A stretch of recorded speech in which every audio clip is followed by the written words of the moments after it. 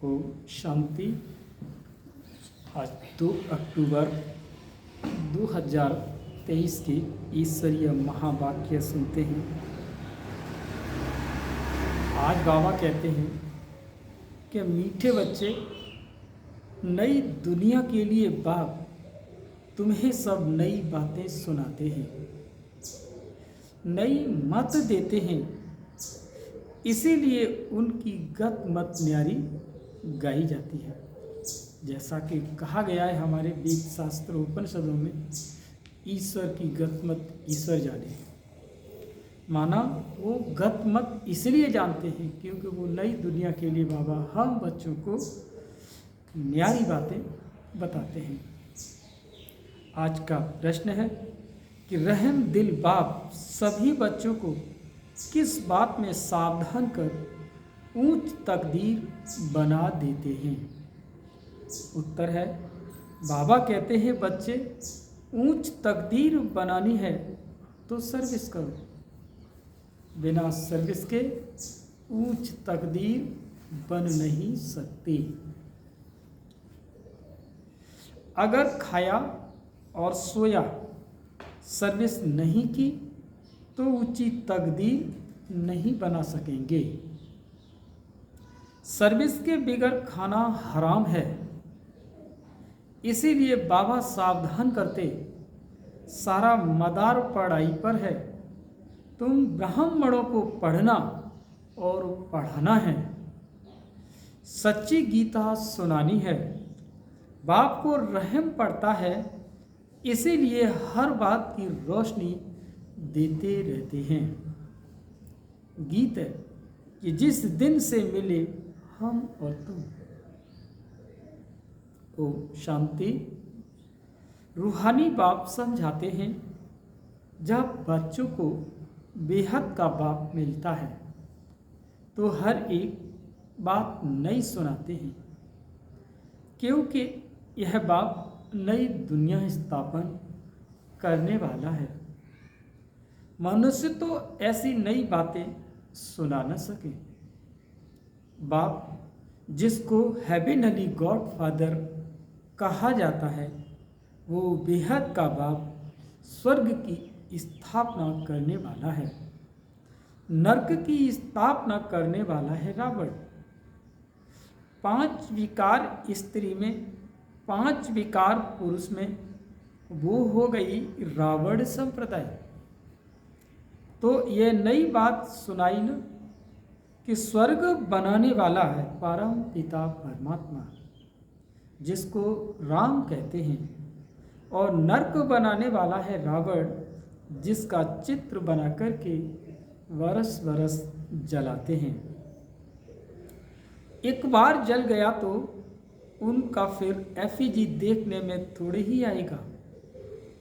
वो आत्मा जाकर के दूसरा शरीर ले लेती है, फीचर्स आदि बदल जाते हैं, स्थान बदल जाता है, माँ बाप बदल जाते हैं, लेकिन यह तो रावण के वही फीचर्स हर वर्ष बनाते और जलाते हैं। वास्तव में जैसे निराकार शिव बाबा का कोई फीचर नहीं, वैसे रावण का भी कोई फीचर नहीं। यह रावण तो विकार है। बाप यह समझाते हैं, मनुष्य भक्ति मार्ग में क्या चाहते हैं। भगवान आते ही ये भक्ति का फल देने व रक्षा करने, क्योंकि भक्ति में दुख बहुत है। सुख है अल्पकाल क्षण भंगुर। भारतवासियों का बिल्कुल दुखी जीवन है। कोई का बच्चा मरा, कोई का देवाला निकला, जीवन तो दुखी रहता है ना।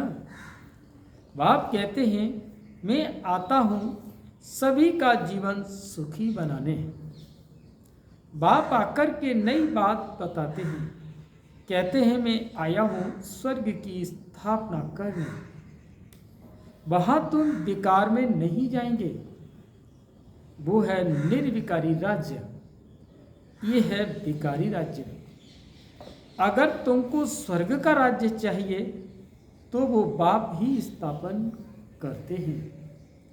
नर्क का रावण राज्य स्थापन करते हैं। नर्क का राज्य तो रावण स्थापन करते हैं। तो बाप पूछते हैं कि तुम स्वर्ग में चलेंगे? वैकुंठ की महारानी महाराजा विश्व के मालिक बनेंगे? यह कोई वेद शास्त्र आदि की बातें नहीं है। बाप ऐसे नहीं कहते कि राम राम कहो व दर दर धक्के खाओ, मंदिरों तीर्थों आदि में जाओ व गीता भागवत आदि बैठ करके पढ़ो। नहीं, सतयुग में तो शास्त्र होते नहीं। तुम भल कितनी भी वेद शास्त्र आदि पढ़ते हो, पढ़ो, यज्ञ तप दान पुण्य जप आदि करो, ये है ही धक्के खाना।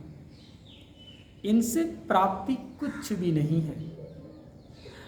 हाँ, एक मन को श्रद्धा है जो आप अपनी धैर्य के लिए धीरज के लिए ऐसा करते हैं, लेकिन प्राप्तियां नहीं है। भक्ति मार्ग में कोई एम ऑब्जेक्ट नहीं है। मैं तुमको स्वर्ग का मालिक बनाने आया हूँ। इस समय सब नर्कवासी हैं। अगर कोई को कहो तुम नर्कवासी हो तो बिगड़ेंगे। वास्तव में तुम जानते हो, नर्क कलयुग को और स्वर्ग सत्य को कहा जाता है। बाप वैकुंठ की बादशाही ले आए हैं। कहते हैं स्वर्ग का मालिक बनना है तो पवित्र जरूर बनना पड़ेगा। मूल बात सारी पवित्रता की है। कई मनुष्य कहते हैं कि हम पवित्र तो कभी नहीं रह सकते। अरे तुमको पावन बनाते हैं स्वर्ग में चलने लिए। पहले वापस शांति धाम में जाकर फिर स्वर्ग में आना है। सभी धर्म वालों को कहते हैं देह को छोड़ अशरीरी बनकर जाना है। इसीलिए देह के अभिमान को तोड़ो। मैं क्रिश्चियन हूँ, बौद्धी हूँ, ये सब है धर्म देह के। आत्मा तो स्वीट होम में रहती है। तो अब बाप कहते हैं कि वापस मुक्ति धाम चलेंगे, वहां तुम शांति में रहेंगे। बताओ तुम वापस कैसे चल सकते हो? मुझ बाप को और अपने स्वीट होम को याद करो। देह के सब धर्म छोड़ो। ये मामा है, काका है, चाचा है, इन सब देह के संबंधों को छोड़ो। अपने को देही समझो। मुझे याद करो। बस ये है मेहनत और मैं कुछ नहीं सुनाता हूँ। शास्त्र आदि जो पढ़े हैं वो सब छोड़ो। मैं नई दुनिया के लिए तुमको नई मत देता हूँ। कहा जाता है ना कि ईश्वर की गत और मत न्यारी है। गति कहा जाता है मुक्ति को। बाप नई बात सुनाते हैं ना। मनुष्य भी जब सुनते हैं तो कहते हैं ये तो नई बातें हैं। शास्त्रों में कि ये कोई बात नहीं है। यूं तो है गीता की बात, परंतु मनुष्यों ने गीता का भी खंडन कर दिया। मैंने भी गीता पुस्तक कुछ भी नहीं उठाई है, वो तो बाद में बनती है। मैं तो तुमको ज्ञान सुनाता हूँ। ऐसे कभी कोई नहीं कहेंगे कि तुम मेरे सिकी लदे बच्चे हो। ये निराकार परमात्मा ही कहते हैं। निराकार आत्माओं से बात करते हैं। आत्मा सुनती है, ये शरीर है ऑर्गन्स। यह बात कभी कोई समझते नहीं। वो मनुष्य को सुनाते हैं। ये परमात्मा बैठ आत्माओं को सुनाते हैं। हम आत्माएं सुनती हैं इन कानों द्वारा। तुम जानते हो परम पिता परमात्मा बैठ समझाते हैं। मनुष्य तो ये बंडर खाते हैं, भगवान कैसे समझाएगा? वह तो समझते हैं। श्री कृष्ण भगवान वाच, अरे श्री कृष्ण तो देहधारी है, मैं तो देहधारी नहीं, मैं तो विदेही हूँ और विदेही आत्माओं को सुनाता हूँ। तो ये नई बातें सुनने से मनुष्य चकित हो जाते हैं। जो कल्प पहले बच्चे सुनकर गए हैं उन्हों को भी बहुत अच्छा लगता है, पढ़ते हैं। मम्मा बाबा कहते हैं इसमें अंधश्रद्धा की कोई बात हो न सके। लौकिक रीति भी बच्चे माँ बाप कहते हैं, अभी तुम उन लौकिक माँ बाप को छोड़, उनकी याद को छोड़ पारलौकिक माँ बाप को, माता पिता को याद करो। यह पारलौकिक माँ बाप तुम्हें अमृत की लेन देन सिखाते हैं। कहते हैं बच्चे अब इसकी लेन देन छोड़ो, मैं तुमको जो शिक्षा देता हूँ वह एक दो को दो तो तुम स्वर्ग के मालिक बन जाएंगे। थोड़ा सुनेंगे तो भी स्वर्ग में आ जाएंगे, परंतु औरों को आप समान नहीं बना सकते तो दास दासी जा कर के बनेंगे। दास दासी में भी नंबरवार होते हैं। बच्चों को संभालने वाले दास दासी जरूर अच्छे मर्तबे वाले होंगे। यहाँ रहते हुए फिर अगर पढ़ते नहीं तो दास दासी बन पड़ते हैं। प्रजा में भी नंबरवार होते हैं। जो अच्छी रीति पढ़ते हैं वो इतना ऊंच पद पाते हैं। प्रजा में साहूकारों के भी दास दासी होंगे। हर एक को अपनी शक्ल देखनी है, हम क्या बनने लायक हैं। बाबा से अगर कोई पूछे तो बाबा झट बता देंगे। बाप तो सब कुछ जानते हैं, तो सिद्ध कर बतलाते हैं कि इस कारण यह तुम बनेंगे। बहल सरेंडर किया है उसका भी हिसाब किताब है। पूछ लेना आप सभी कि बाबा मैं ऐसे जो सेवा कर रही हूँ, या मैं ऐसा जो सेवाधारी हूँ, या मेरा जो पुरुषार्थ है, बाबा मेरा इस वक्त अगर शरीर छूट जाए तो मैं क्या बनूंगा। तो अमृत वेले पता लग जाएगा कि कौन कितने पानी में है। सरेंडर किया है परंतु कुछ सर्विस नहीं करते, सिर्फ खाते पीते रहते। जो दिया वो खाकर खत्म करते। दिया सो खाया, सर्विस नहीं की तो थर्ड क्लास दास दासी जाकर के बनेंगे। हाँ, सर्विस करते हैं और खाते तो ठीक है, धंधा कुछ नहीं करते तो खा करके खत्म कर देते हैं, फिर और भी बोझा चढ़ जाता है। यहाँ रहते हैं जो दिया सो खाया, जो भल नहीं देते परंतु सर्विस बहुत करते हैं तो वो ऊंच पद पा लेते हैं। मम्मा ने धन कुछ नहीं दिया परंतु पद बहुत ऊंच पाती है, क्योंकि बाबा की रूहानी सर्विस करती है। हिसाब है ना, कईयों को नशा रहता है कि हमने तो बहुत कुछ दिया, सरेंडर हुए, परंतु खाते भी तो है ना। बाबा मिसाल तो सब बताते हैं। सर्विस नहीं की, खाया और खलास किया। कहते हैं ना, जिन सोया तिन खोया। 8 घंटा सर्विस करने बगैर खाना हराम है। खाते रहेंगे तो जमा कुछ नहीं होगा, फिर सर्विस करनी पड़ेगी, माना फिर जन्म लेना पड़ेगा। बाप को तो सब बतलाना पड़ता है ना। जो कोई ऐसे नहीं कहे कि हमको बतलाया क्यों नहीं। बाबा ने सब कुछ दिया और फिर सर्विस भी करते रहते हैं तो ऊंच पद भी है। सरेंडर हुए और बैठ खाया, सर्विस नहीं की तो क्या बनेगा। श्रीमत पर चलते नहीं, बाबा खास समझा रहे हैं। ऐसे नहीं कि पिछाड़ी को कहे कि हमारा पद ऐसा क्यों हुआ। तो बाप समझाते हैं सर्विस न करना, मुफ्त में खाना, उसका नतीजा कल्पांतर का ये हो जाएगा। ये कहो इसी जन्म, कल्प के लिए हो जाएगा। आपको दोबारा फिर जन्म लेना पड़ेगा सर्विस करने के लिए।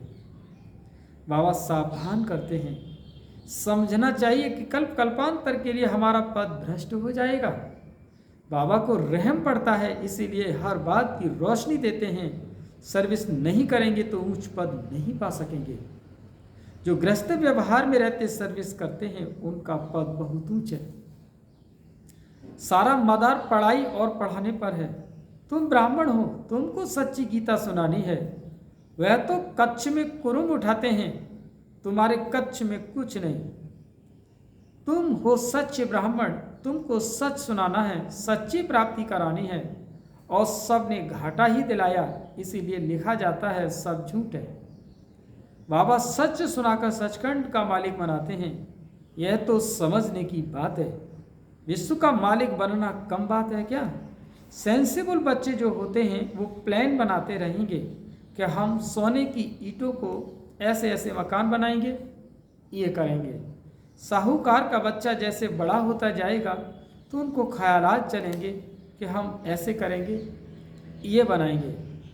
तुम भी भविष्य में प्रिंस बनते हो तो शौक होगा ना, हम ऐसे ऐसे महल बनाएंगे जो और कोई का नहीं होगा।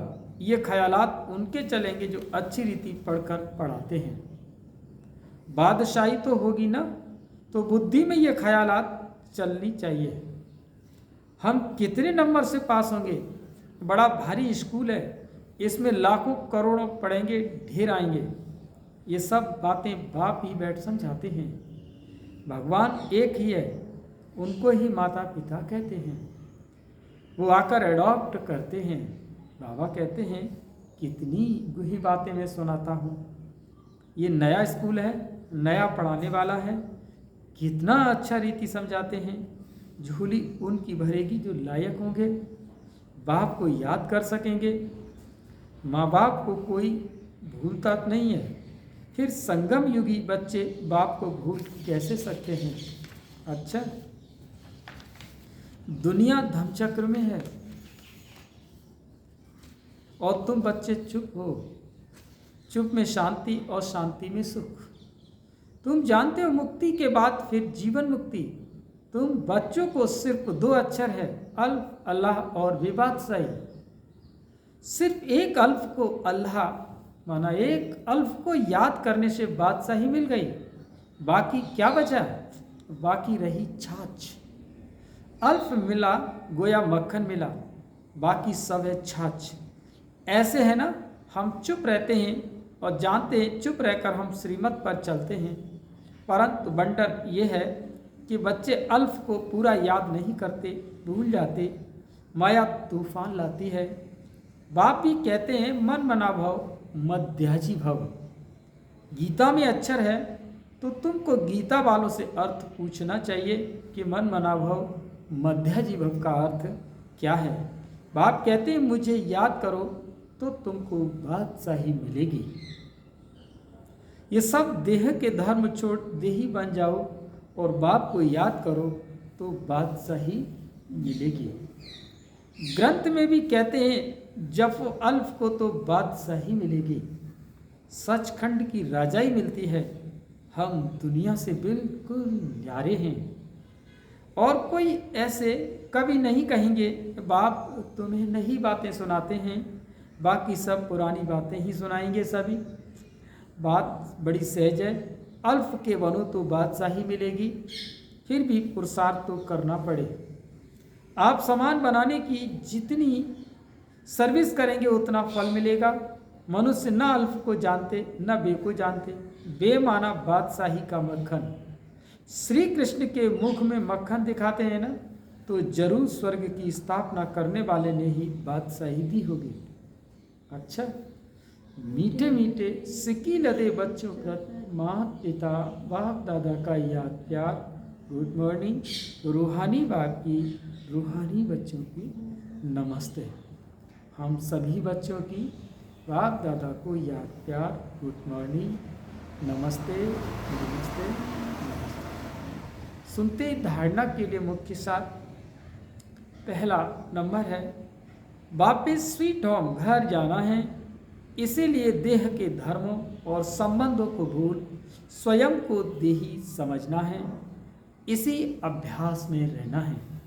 दूसरा, बाप की जो शिक्षाएं मिलती हैं वो दूसरों को देनी है। आप सामान बनाना है, 8 घंटे सर्विस जरूर करनी है। आज का वरदान देते हैं बाबा, शुद्ध फीलिंग द्वारा फ्लू की बीमारी को खत्म कर वरदानों से पलने वाले सफलता मूर्त भव। फिर से सुने, शुद्ध फीलिंग द्वारा फ्लू की बीमारी को खत्म कर वरदानों से पलने वाले सफलता मूर्त भव। सभी बच्चों को बाप दादा की श्रेष्ठ मत है, बच्चे सदा शुद्ध फीलिंग में रहो।